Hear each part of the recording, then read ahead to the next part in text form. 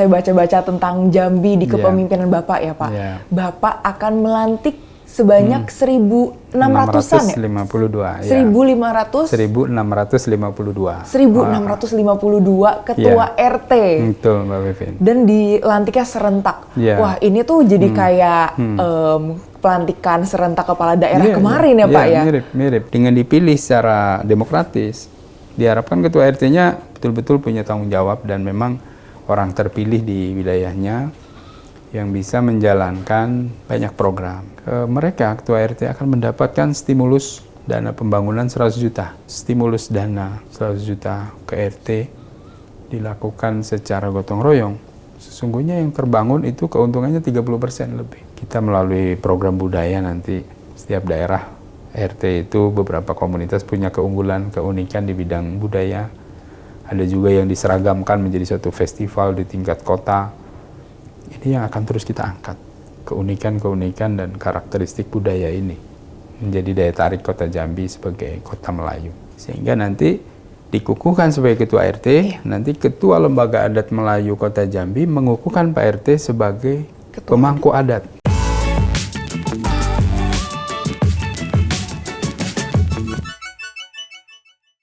Halo sahabat Kompas.com, balik lagi di program Nusa Raya bersama saya Servina Vivian.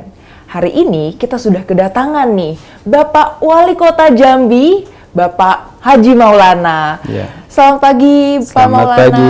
Gimana kabarnya nih Pak? Ya, sehat Mbak Vivin, alhamdulillah. Kalau saya baca-baca nih Pak, Bapak ini backgroundnya dokter ya Pak? Iya, ini betul. Kita panggilnya Pak Wali Kota atau Dokter Wali Kota? Ya, bebas, apa aja. Ya memang profesi saya dokter awalnya. Ya sampai hari ini ya, karena dokter itu kan melekat ya. Saya S1-nya kedokteran umum di Brawijaya, S2-nya MKM saya, Magister Kesehatan Masyarakat di UI, S3-nya Doktor Manajemen Pendidikan di Pakuan. Gitu. Jadi zigzag pendidikannya. Zigzag ya, ini dokter gitu ya Pak ya jadinya. Betul. Dengan background di kesehatan ya Pak, mulai dari dokter, kemudian bahkan Pak Maulana sendiri pernah sampai menjadi dirut RSUD begitu ya Pak? Betul. Apa sih yang menjadi motivasi Bapak akhirnya oke deh kita coba main ke politik gitu Pak? Iya, jadi memang saya kan mengawali karir setelah lulus dari kedokteran di Fakultas Kedokteran Universitas Brawijaya, saya pulang kampung. Ya, ke Jambi karena saya orang Jambi. Akhirnya saya PTT di pinggiran kota. Ada satu kecamatan seberang sungai. Jadi kota Jambi itu dibelah sungai yang indah. Ada 2 kecamatan yang di seberang sungai, ada Kecamatan Pelayangan dan Danau Teluk. Dulu satu kecamatan dokternya sendirian. Saya jadi dokter PTT di sana, tinggal di rumah dinas, bawahnya air ya, rumahnya panggung. Puskesmasnya juga panggung. Berarti kemana-mana harus naik kayak ketinting gitu atau gimana? Iya. Perahu kecil ya. Kalau nyebrang sungainya pakai perahu, tapi ada mesinnya. Karena Batanghari itu besar ya sungainya.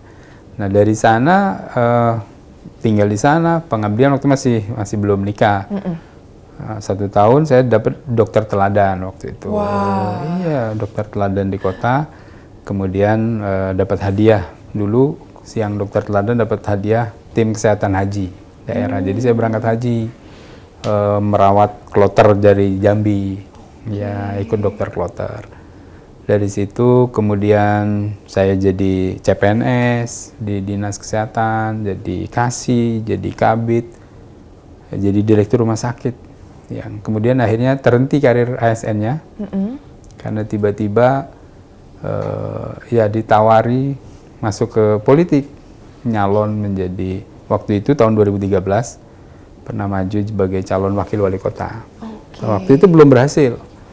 Nah, periode itu saya belum berhasil, kalah, tapi waktu itu masih cuti ASN-nya, sehingga saya kembali lagi. Baru saya diangkat jadi direktur rumah sakit, kemudian 2018 maju lagi sebagai wakil wali kota, menang. Ya, akhirnya sudah sampai sekarang di politik. Setelah jadi wakil, maju lagi wali kota. Pemilu kemarin, alhamdulillah, masyarakat memberikan kepercayaan kepada saya, Maulana, dan Diza, wakil saya, dengan 73,3% perolehan suaranya. Luar biasa ya Pak? Ya, alhamdulillah. Itu bentuk tanggung jawab yang besar juga, karena dukungan masyarakat yang sangat besar. Ya prinsipnya pengabdian di mana saja. Waktu jadi dokter saya melayani pasien satu persatu ya kan. Tapi dengan masuk politik ternyata bisa membuat satu kebijakan dengan satu tanda tangan itu bisa mempengaruhi kebijakan secara keseluruhan. Iya.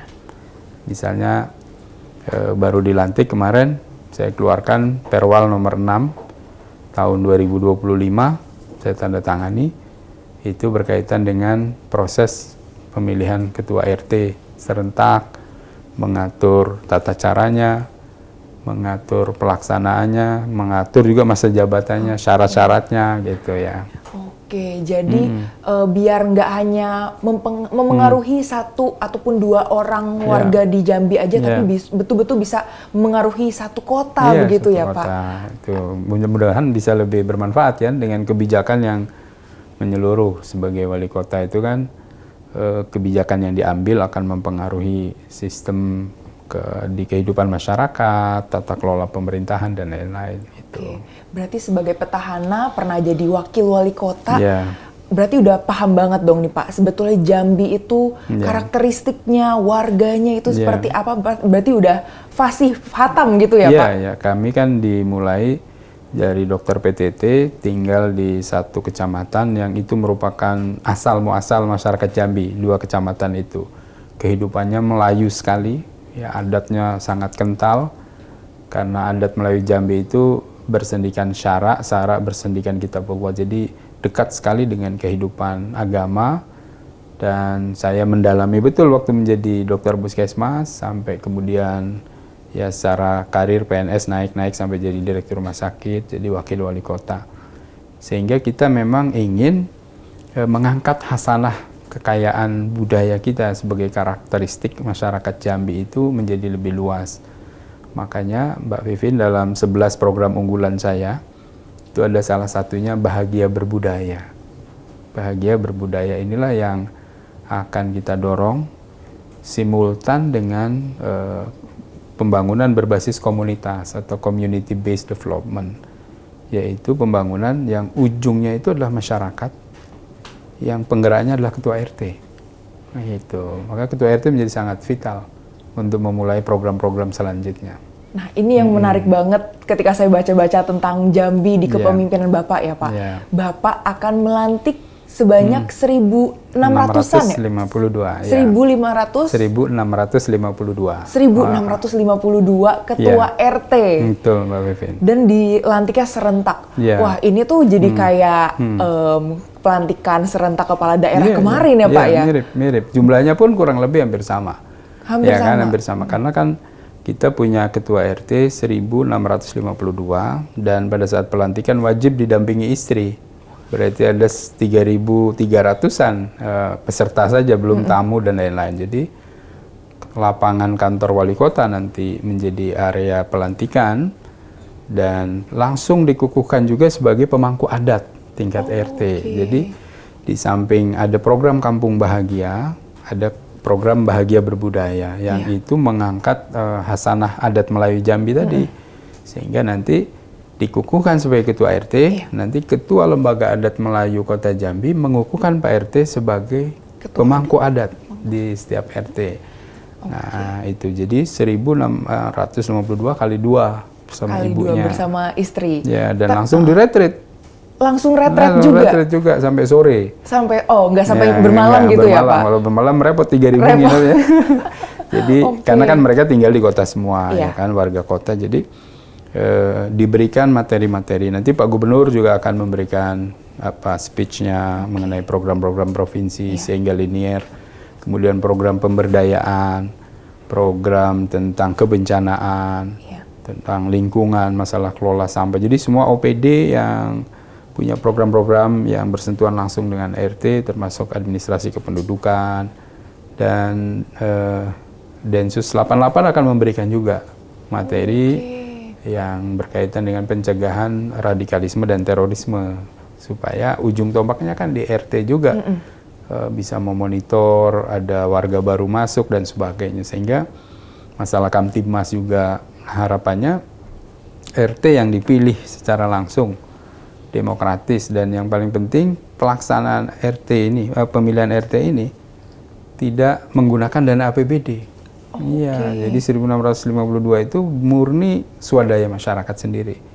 Mereka lah yang membangun TPS-nya, mereka menunjuk panitianya, pelaksananya semua tidak menggunakan dana pemerintah. Jadi inilah kekuatan sesungguhnya di tingkat masyarakat. Nah, dengan dipilih secara demokratis, diharapkan ketua RT-nya betul-betul punya tanggung jawab dan memang orang terpilih di wilayahnya yang bisa menjalankan banyak program. Program pertama setelah dipilih nanti adalah Kampung Bahagia. Ya, Kampung Bahagia itu mereka ketua RT akan mendapatkan stimulus dana pembangunan 100 juta. 100 juta, nanti ada peraturan wali kotanya yang mengatur petunjuk teknisnya. Iya. Prinsipnya dari 100 juta itu penekanannya di beberapa sektor penting. Yang pertama, infrastruktur di wilayah misalnya drainase yang kecil di wilayah kawasan RT itu. Kemudian bisa membangun fasilitas umum, posyandu misalnya, pos kamling, atau lapangan olahraga anak-anak muda. Ya, bisa juga untuk pemberdayaan masyarakat, membantu warga kurang mampu. Nah, konsepnya gotong royong. Jadi dana pemerintah itu hanya stimulus, beli bahan, dikerjakannya secara gotong royong. Dan saya sudah berhitung, kalau kita berikan stimulus dana 100 juta ke RT, dilakukan secara gotong royong, sesungguhnya yang terbangun itu keuntungannya 30% lebih. Karena dilakukan swadaya, tenaganya gotong royong, tidak dibayar, ya kan. Kemudian selama gotong royong pasti keluar teh, gorengan, ekonomi di situ bergerak. Kalau dihitung semua, itu kurang lebih 30% keuntungannya. Jadi stimulus yang kita berikan memicu semangat gotong royong warga. Bagi yang mampu, kadang-kadang mungkin semennya kurang, ya mereka membantu yang punya kemampuan. Itu tujuannya, Mbak. Tapi 100 juta ini apa tidak memberatkan APBD, Pak? Apa nggak lebih mendingan 100 juta dikali 1.600 tadi digunakan untuk membangun infrastruktur kota mungkin? Ya, jadi dikalkulasi itu 1.652, berarti ada 165 miliar anggaran yang didorong pembangunannya berbasis komunitas. Yang dibangun juga infrastruktur salah satunya, tapi infrastruktur yang dibutuhkan betul oleh masyarakat. Nah, di sisi lain untuk yang infrastruktur besar tetap dibangun oleh Dinas PU. Kita berharap bahwa dengan meningkatkan bahagia berbudaya tadi, sehingga muncul banyak turis, karena kita kota perdagangan dan jasa, banyak orang yang datang ke Jambi dengan ingin melihat keunikan Jambi, karakteristik budaya Jambi. Kita bangun tempat-tempat kuliner khas Jambi. Kita juga punya Candi Muaro Jambi. Diharapkan terjadi peningkatan kunjungan wisatawan lokal dan lain-lain, sehingga terjadi peningkatan PAD dari pajak hotel, ya kan, retribusi parkir dan lain-lain. Artinya dari pajak dan retribusi daerah akan meningkat. Nah, dari peningkatan itulah yang 165 miliarnya kita akan gunakan untuk membangun infrastruktur, tapi basisnya gotong royong dan swakelola di masing-masing RT. Gitu. Nah 100 juta ini kan bukan angka yang kecil ya Pak untuk kalangan RT gitu.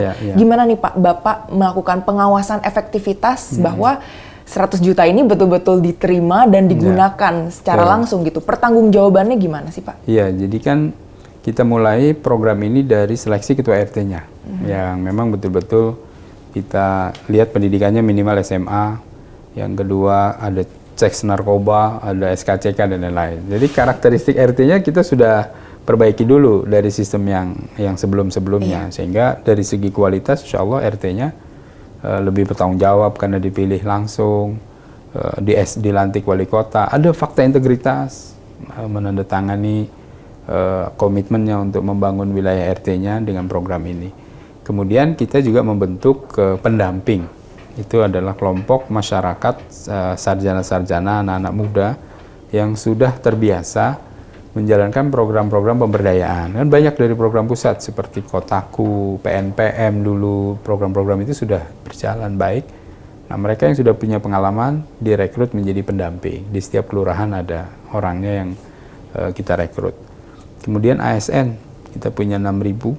Kalau dibagi 1.600-an berarti ada 2 atau 3 ASN yang ikut mengawal, yang tinggalnya di wilayah-wilayah RT, karena kita semua kan warga dari RT itu sendiri.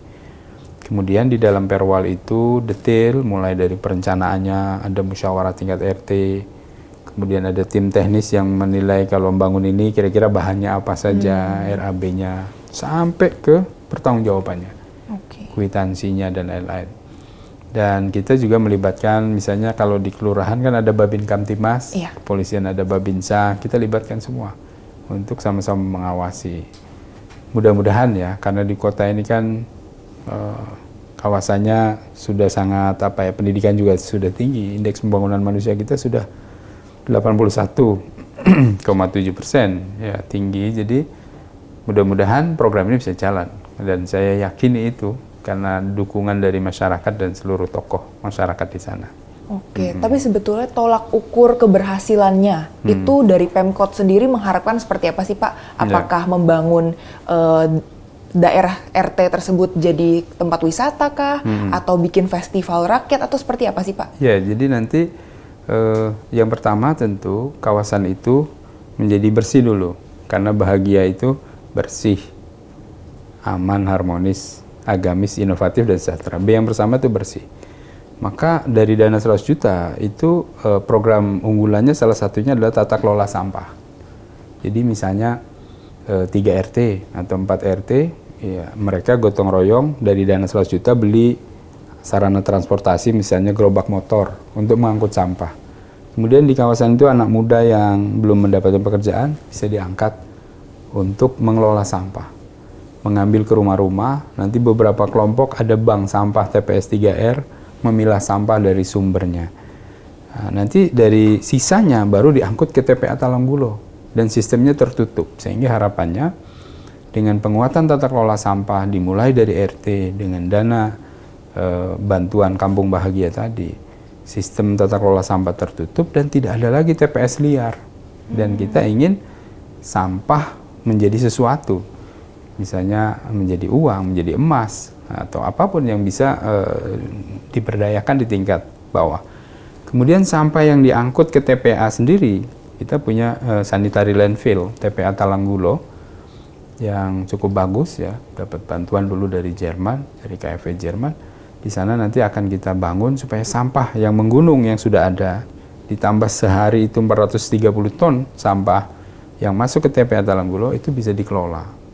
Kita akan groundbreaking juga pabrik bekerja sama dengan pihak investor, pabrik yang mengelola itu menjadi RDF, ya jadi maggot, jadi pupuk dan lain-lain. Nah, jadi memang konsep pembangunannya melibatkan masyarakat. Itulah Kampung Bahagia tadi, masyarakat semua peduli. Termasuk juga yang Mbak Vivin sampaikan, bisa saja kita melalui program budaya nanti setiap daerah RT itu beberapa komunitas punya keunggulan, keunikan di bidang budaya. Ada juga yang diseragamkan menjadi suatu festival di tingkat kota. Ini yang akan terus kita angkat, keunikan-keunikan dan karakteristik budaya ini menjadi daya tarik kota Jambi sebagai kota Melayu. Oke. Saya menemukan keunikan nih dari Pak Maulana sendiri dari tadi fokusnya dengan skop warga-warga yang lebih kecil gitu Pak. Sebenarnya apa sih Pak motivasi dari Bapak sendiri untuk membangun Jambi ini dari yang paling kecil, yaitu kelompok-kelompok RT. Sedangkan kalau kita lihat di daerah-daerah lain biasanya kepala daerahnya fokus untuk mega proyek, infrastruktur, jalan, pembangunan gitu. Sebetulnya apa motivasinya Pak? Ya, jadi memang kami melihat bahwa kultur masyarakat Jambi sebagai kota yang memiliki kekuatan budaya Melayu yang kokoh, dengan kegotong royongan, dengan kesantunan, dengan keramahan, ini yang akan kita tonjolkan. Sehingga kota Jambi sebagai kota perdagangan dan jasa itu mendorong supaya ada kehidupan dalam konteks yang unggul, punya karakter, sehingga mendorong pariwisata. Diharapkan orang-orang dari kabupaten nih, misalnya yang di sana ada tambang, ada batu bara, ada emas, ada perkebunan. Kita nggak punya sumber daya alam. Tapi dengan kekhasan itu nanti orang-orang kabupaten akan menghabiskan uangnya di Jambi, PAD kita meningkat bisa untuk membangun itu.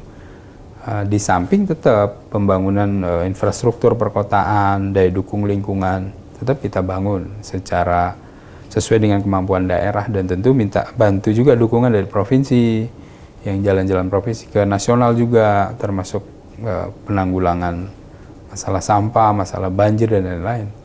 Tapi kita ingin juga membangun karakter dari skup yang kecil tadi, Pak Vivin, itu. Oke, berarti memang betul potensi kalau kita lihat dari sejarah panjang kota Jambi sendiri, itu memang kuatnya di budaya ya Pak? Budaya, betul. Dan kalau kita baca sejarah ya, kan di Jambi itu punya Candi Muaro Jambi. Itu adalah kawasan candi yang di dalamnya ada pusat pendidikan. Kalau kita sekarang mungkin universitas lah. Iya. Dan itu ada di abad ke-7. Di saat mungkin daerah lain peradabannya masih gelap ya. Iya. Di situ sudah ada perguruan tinggi. Muridnya banyak, biksu-biksu terkenal di sana, ada Mahaguru Satyakirti, ada Biksu Itsing belajar di sana, Biksu Atisa belajar di sana. Ini kan menunjukkan bahwa peradaban kita ini sebenarnya maju di zamannya, sejajar dengan Nalanda University. Nah, ini yang terus akan kita angkat, budaya-budaya kebesaran masa lalu untuk kemajuan masa depan. Nah, kita akan angkat itu, termasuk misalnya kawasan Pasar Tua Jambi, nanti akan menjadi pusat kuliner, kota tua sejuta kuliner. Nah, itu nanti di situ kita angkat lagi yang heritage, dan di beberapa kota lain di dunia, kota-kota tuanya mulai diangkat. Nah, Jambi juga begitu. Kita punya sungai, dan hampir kota-kota yang terkenal di dunia itu selalu punya sungai.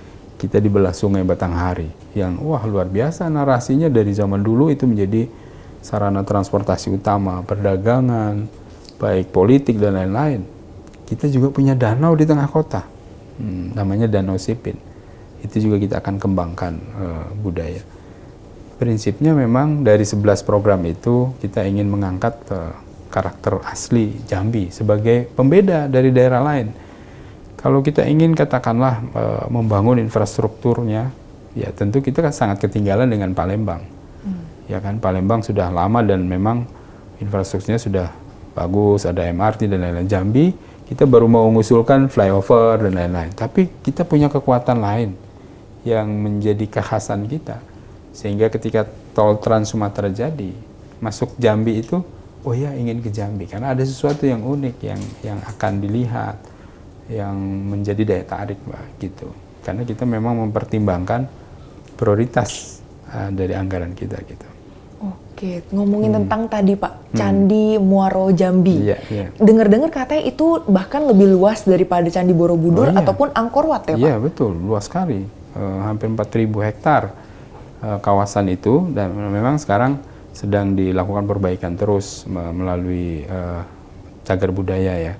Ada museumnya yang nanti akan diresmikan, dan narasi itu harus kita bangun bahwa memang ini adalah peradaban yang kuat ya di abad ke-7.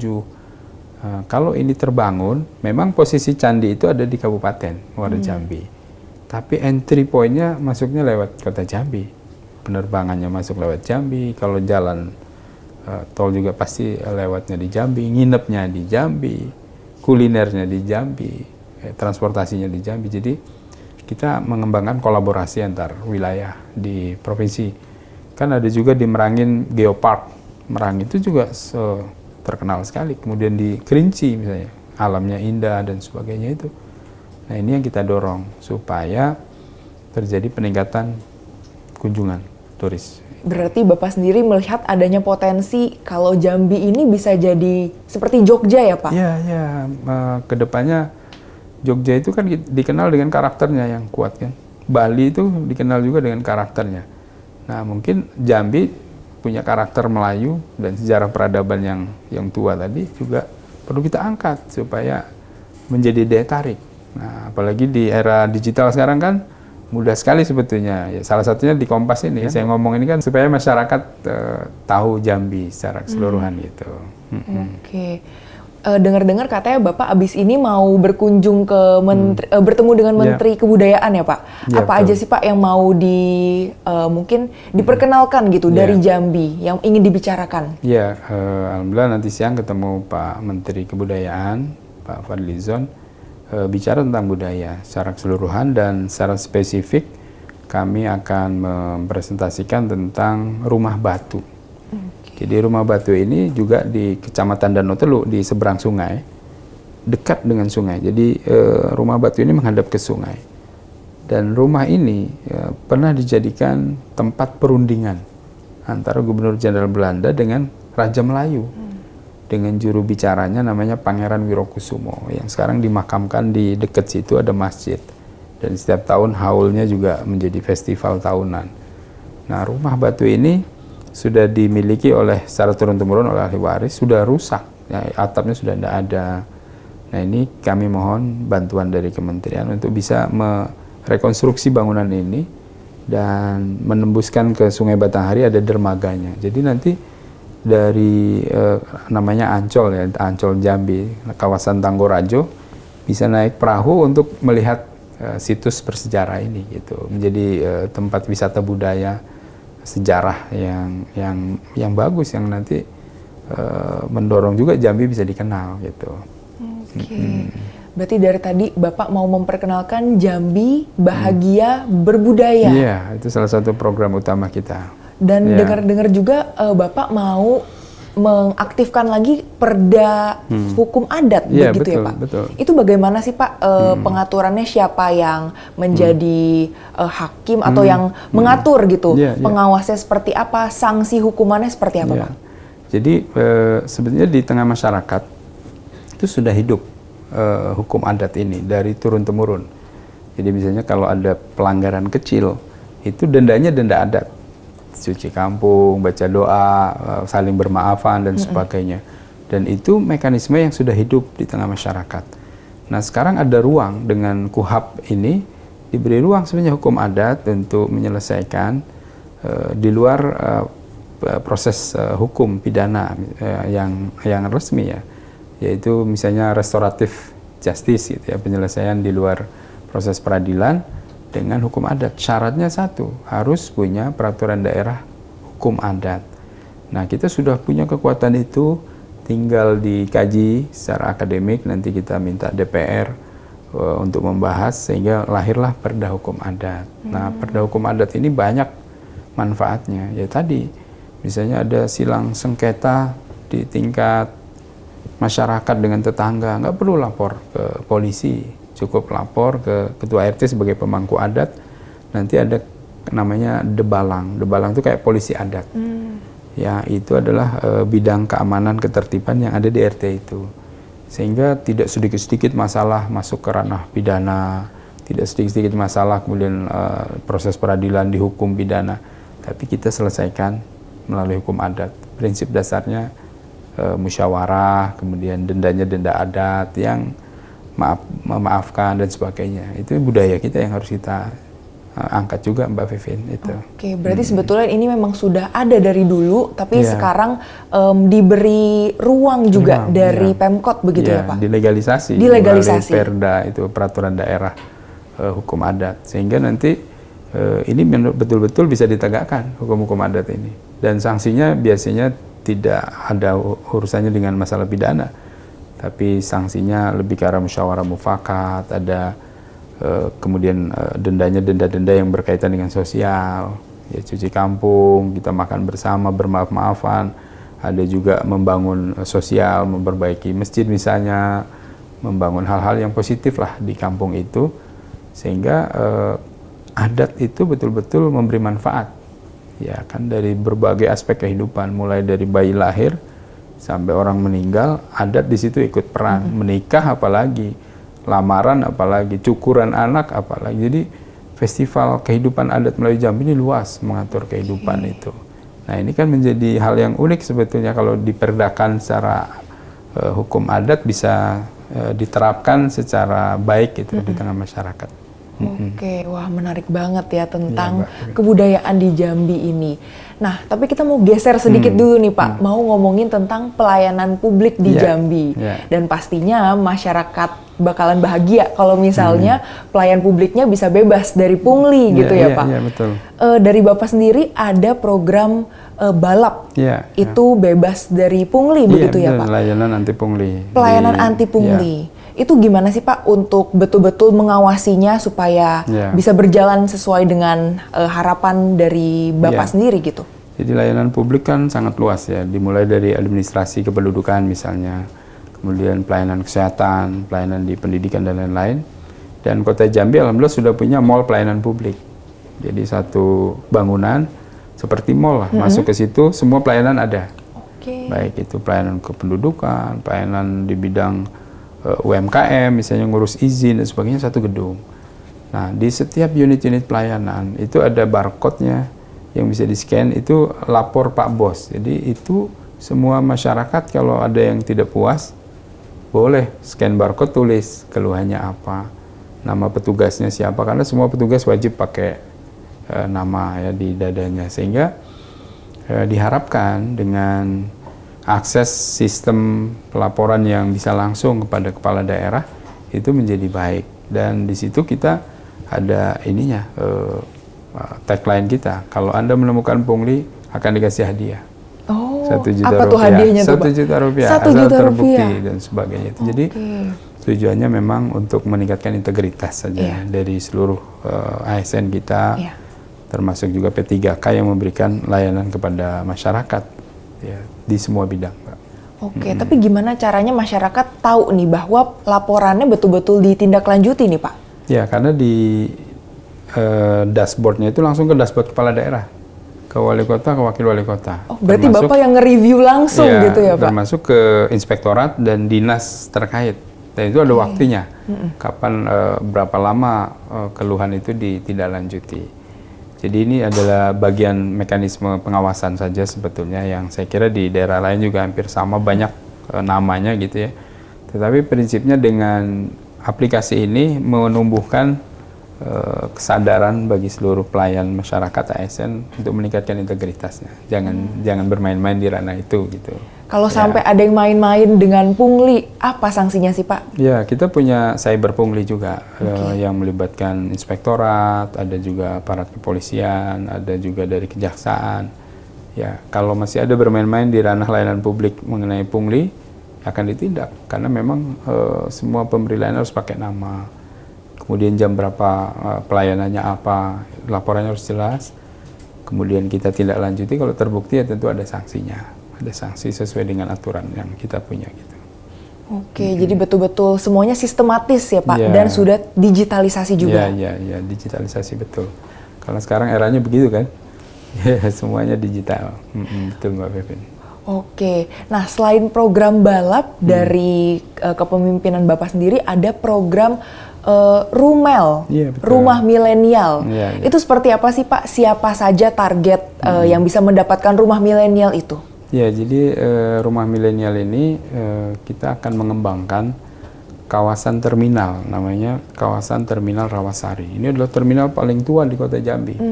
Dulu waktu kecil, saya kecil dulu, semua orang kalau mau kemana pun naik angkot pasti masuk ke terminal itu. Tetapi dengan pergeseran sistem transportasi sekarang, kemudian terminal itu fungsinya menurun, ya kan? Angkot mulai berkurang. Sudah bersaing dengan yang digital sekarang, maka kawasan itu akan kita jadikan rumah milenial atau co-working space untuk anak-anak muda, sebetulnya nongkrong, latihan musik, podcast. Di situ juga ada tempat UMKM, latihan UMKM, tetapi tetap juga difungsikan sebagai terminal karena akan mengembangkan transportasi publik bus listrik. Ya, dari situ juga mulainya, sehingga kawasan terminal lama yang sempat kemudian tidak berfungsi optimal ini dihidupkan kembali dengan program rumah milenial yang ngelola Dinas Perhubungan, Dinas Pemuda Olahraga, yang memanfaatkannya anak-anak muda, generasi milenial dan Gen Z, untuk mengaktifasi berbagai kegiatan, bisa ngerjain tugas kampusnya atau sekolahnya, bisa juga diskusi, bisa juga latihan musik, bisa juga latihan podcast kayak kita sekarang, macam-macam kegiatan. Dan itulah program unggulan kita. Kenapa? Karena generasi milenial dan Gen Z ini sudah 52%. Iya. Jumlahnya udah banyak. Kalau kita nggak optimalkan mereka, ya sumber daya yang banyak ini kemudian akan berbahaya karena masuk ke ranah-ranah negatif kan, ke judi online. Ya, di Jambi juga penggunanya ternyata tinggi. Nah, ini harus kita cegah. Kemudian narkoba. Jadi untuk mencegah hal negatif itulah rumah milenial ini dikemas dan penanggung jawabnya langsung wakil wali kota. Ya, karena kebetulan wakil wali kota saya milenial. Ya, Dana pembangunannya sendiri dari mana Pak? Dari APBD kah, subsidi atau seperti apa? Ya, jadi existing gedungnya sudah ada. Existing gedungnya ini adalah gedung terminal yang sudah ada. Nah, kemudian kita akan memodifikasinya, tentu menggunakan APBD untuk menjadikan ruang podcast, menjadikan ruang diskusi, menjadi ruang-ruang yang untuk UMKM bisa menjajakan produknya dan sebagainya, itu kita renovasi. Tapi tidak terlalu banyak karena existing gedung utamanya sudah ada, sudah terbangun. Terus apa tolak ukur kesuksesan dari gedung rumah milenial ini Pak? Ya, yang pertama aktivitas di terminal yang sebelumnya kurang bahkan cenderung tidak ada meningkat nanti. Kemudian yang kedua, banyaknya anak muda yang terpapar dengan program rumah milenial ini dari berbagai aspek, dan itu akan dimonitor terus. Kalau memang rumah milenial yang pertama ini sukses, maka kita akan bangun lagi di tempat-tempat lain dengan mengoptimalkan gedung-gedung milik pemerintah yang belum optimal. Misalnya ada SD yang merger, SD yang ditinggalkannya ini kan kosong, itu juga bisa digunakan ke depan. Jadi ini sebagai percontohan, mudah-mudahan generasi milenial, Gen Z masa di Jambi bisa memanfaatkan gedung rumah milenial ini gitu. Tadi Bapak sempat singgung tentang milenial atau Gen Z itu sudah lebih dari 50% di Jambi ya Pak. Betul. Dan seperti yang kita ketahui saat ini untuk Gen Z sendiri konflik utamanya adalah sulit mencari pekerjaan nih Pak. Nah, gimana sih Pak dari Bapak sendiri Wali Kota Jambi untuk bisa menekan bahwa anak muda ini bisa betul-betul produktif, ada lapangan pekerjaannya, itu seperti apa Pak? Jadi dalam konteks pengangguran, memang Kota Jambi ini tertinggi dibanding kabupaten, karena memang perguruan tinggi terbaik ada di Kota Jambi, banyak perguruan tinggi, sehingga begitu wisuda mereka nggak mau pulang kampung, dia daftar sebagai pencari kerjanya di Kota Jambi. Ya memang di kota dengan denyut nadi ekonomi, pertumbuhan ekonomi kita bagus ya 4,9 hampir 5%. Kita mendorong investasi, itu kata kuncinya. Begitu investasi masuk, maka lapangan pekerjaan akan terbuka. Maka perizinan harus dipermudah di mall pelayanan publik tadi, karpet merah bagi para investor untuk membangun bersama-sama. Termasuk di tata kelola sampah, itu kita tidak menggunakan APBD membangun pabriknya, kita bekerja sama dengan investor. Kemudian bus listrik juga begitu. Jadi pemerintah memberi stimulus untuk tumbuh suburnya dunia usaha yang kemudian terbuka lapangan pekerjaan. Dan memang Gen Z ini kan lebih banyak ke digital. Makanya kita bangun rumah milenial itu adalah co-working space betulnya untuk anak-anak bisa sambil kerja, sambil ngopi, sambil diskusi, ketemu dan sebagainya. Itu Mbak Pevin. Selain Jambi ada permasalahan tentang tingginya tingkat pengangguran itu Pak, ada juga permasalahan tentang banjir nih Pak. Betul. Dan banjir di Jambi ini kan akibat adanya permasalahan drainase ya Pak. Betul. Nah, sebetulnya dari Pemkot sendiri apa sih program yang akan dilakukan untuk mengatasi banjir Pak? Jadi kawasan banjir kita ada dua. Yang pertama kawasan banjir yang memang karena kawasan itu berada di daerah aliran sungai Batanghari.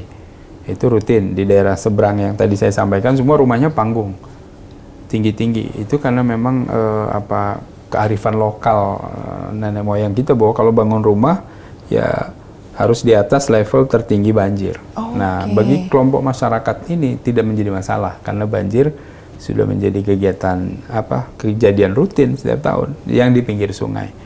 Nah, yang jadi masalah adalah banjir yang akibat intensitas curah hujan tinggi, drainasenya tidak mencukupi, ditambah lagi pada saat itu air Batangharinya lagi tinggi, sehingga flow air dari pemukiman masuk ke sungai terhambat, terjadi backwater. Nah, kami sudah bekerja sama dengan pemerintah provinsi, Balai Wilayah Sungai, saat ini fokus untuk penyelesaian masalah banjir di satu ruas namanya sistem Sungai Asam. Jadi setidaknya itu ada 3 atau 4 sistem Sungai Asam, ada Kenali, kemudian ada juga Tembuku. Nah, sistem Asam ini mempengaruhi 70% peristiwa banjir yang diakibatkan oleh curah hujan tinggi dan Sungai Batanghari sedang debitnya tinggi, akan backwater, itu bisa diselesaikan 70%. Alhamdulillah kita dapat bantuan dari Jepang ya, JICA programnya melalui Balai Wilayah Sungai untuk melebarkan kawasan sistem Asam. Tapi terkendala pembebasan lahan. Nah, kemarin Komisi 5 DPR RI ke Jambi, alhamdulillah kami membantu 5 miliar, provinsi 25 miliar, 45 miliarnya dari pusat pembebasannya. Sehingga nanti diharapkan sistem Asam ini semua lebar, minimal 7 meter. Nah, kalau itu bisa kita lakukan dalam tahun ini atau tahun depan paling lambat, maka 70% permasalahan genangan air di Kota Jambi bisa diselesaikan, insya Allah. Oke. Kemudian dari Kementerian PU rencananya mau ada program pembuatan kolam retensi seluas 9 hektar. Dan itu pun terkendala dengan pembebasan lahan ya Pak? Iya, betul. Nah, ini gimana nih Pak pelaksanaannya sejauh ini? Ya, jadi kalau yang berfokus dengan yang 9 hektar, itu kan lahan yang sangat luas. Kalau untuk ukuran di kota relatif sulit pembebasannya. Dan sudah dihitung membutuhkan dana sekitar 80 miliar minimal untuk pembebasan itu.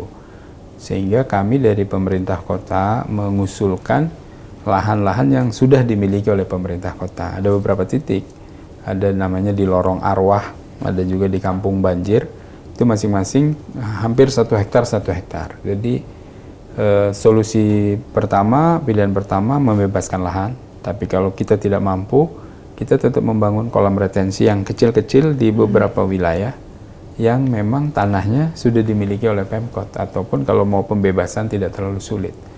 Dan ini yang sedang kami diskusikan dengan Balai Wilayah Sungai. Mudah-mudahan bisa dikabulkan begitu. Oke. Ya. Kira-kira targetnya kapan nih Pak bisa dieksekusinya? Kalau yang sistem Asam sekarang sedang berjalan. Untuk yang tidak memerlukan pembebasan, misalnya tanah itu tanah milik pemerintah atau tanah itu tanah kosong, sudah dilebarkan. Tapi ada juga bangunan yang sudah terbangun maju dan sebagainya yang butuh dibebaskan. Jadi ya proses ini terus berjalan. Yang bisa dikerjakan dulu. Anggaran pembebasan lahannya sudah terkumpul 75 miliar, maka semua bisa dikerjakan. Ya tahun ini atau tahun depan paling lambat itu. Kalau kolam retensinya sendiri Pak, kapan targetnya untuk dieksekusi? Kolam retensi tahun ini. Tahun ini? Karena gini, kolam retensi itu tidak hanya bermanfaat untuk menanggulangi banjir, tetapi memunculkan kawasan ekonomi baru. Karena kolam retensi juga akan dibangun jogging track, tempat-tempat UMKM, wisata air dan sebagainya. Jadi harapannya ada multiplier effect, tidak hanya bermanfaat untuk menanggulangi banjir, tapi juga bermanfaat untuk pertumbuhan ekonomi. UMKM kita di situ tumbuh, kegiatan wisata airnya bisa hidup, ada jogging track, sarana olahraga masyarakat dan sebagainya. Itu Mbak Vivian rencananya tahun ini, paling lambat tahun depan, mudah-mudahan. Paling lambat tahun depan. Wah, ini kan udah banyak banget nih Pak, visi, misi, mimpi, harapan dari Pak Maulana sendiri selama 1 periode ini. Boleh tahu nggak sih Pak, prioritas yang selama 2 tahun ini pengen dikerjain duluan, itu apa sih Pak? Ya, yang pertama tadi Kampung Bahagia. Kampung Bahagia sekarang sudah mulai proses RT tadi, kemudian Bahagia Berbudaya sudah kita jalankan. Jadi memang secara umum 11 program yang kita unggulkan itu secara simultan berjalan. Mulai dari tahap persiapannya, kalau butuh regulasinya, perwalnya kita siapkan, semuanya sedang jalan. Termasuk misalnya di program 100 hari kami ingin melakukan perbaikan 101 ruas jalan yang ada di Kota Jambi. Tidak overlay, tapi lubang-lubang besarnya kita tempel. Kita juga mengerjakan 40 km drainase, dilakukan normalisasi. Ini simultan semua, sambil jalan. Tentu tidak ada yang mudah, termasuk juga perbaikan pasar. Ada kawasan pasar Talang Banjar yang terkenal pasar terpanjang karena di jalanan, kita akan selesaikan juga. semua ada timnya, semua ada OPD yang bertanggung jawab, yang setiap saat rapat menyelesaikan aksi, lapor dengan saya apa masalahnya, dan ya mudah-mudahan secara bertahap masalah-masalah tadi bisa diurai, bisa diselesaikan. Tapi tidak ada yang mudah, pasti banyak tantangannya. Pasti banyak tantangannya ya Pak. Setiap ada perubahan pasti ada aja pihak-pihak tertentu begitu ya Pak? Udah pasti dalam kebijakan publik selalu begitu kan. Karena ada yang terdampak kan. Karena yang terdampak, betul. Terakhir nih Pak, ada nggak Pak kesan pesan Bapak sebagai wali kota di awal kepemimpinan ini untuk warga Jambi? Boleh nih Pak, silakan. Warga kota Jambi yang kami sayangi, yang berbahagia, mari kita bersama-sama ya kompak mendukung kota Jambi bahagia. Tujuannya adalah menciptakan kota Jambi yang bersih, yang aman, yang harmonis, yang agamis, inovatif, dan sejahtera. Kalau kita kompak bersama, insya Allah kota Jambi bahagia terwujud. Jangan lupa bahagia. Nah, ini tagline-nya nih Mbak Pepe. Apa nih Pak? Bahagia ini. Bahagia, oke.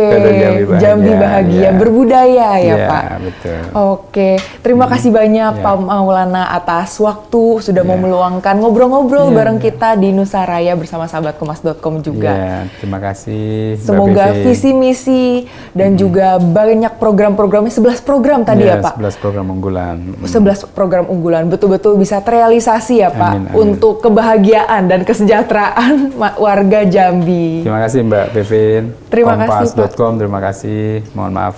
Assalamualaikum warahmatullahi wabarakatuh. Terima kasih Bapak. Nah, itu dia sahabat kompas.com ngobrol-ngobrol kita di Nusaraya bersama Wali Kota Jambi Bapak Maulana.